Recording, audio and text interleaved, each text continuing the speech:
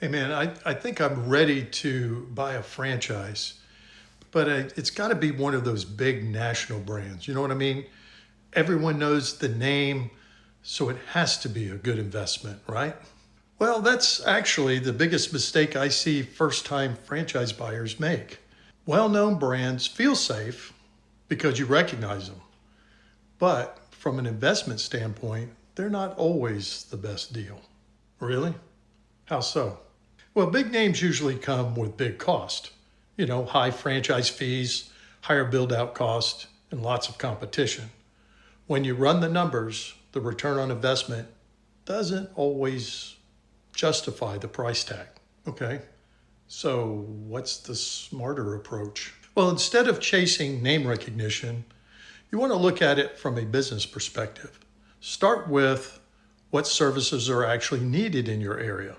Then ask, what's the average size of the customer ticket? And of course, how does the location impact the potential success of this business? Okay, so that makes sense. So sometimes what you're saying is the best choice isn't the brand everyone knows. Exactly. Often it's the emerging brands, the ones flying under the radar. They can offer lower entry costs, more support from the franchisor, and prime territories are still available. Plus, if that brand grows, you're positioned early, which can mean a much stronger long-term return. So the key is not just following the crowd, but really analyzing the numbers and the market. You've got it. Smart investors focus on demand, revenue potential, and growth opportunities, not just the logo on the sign.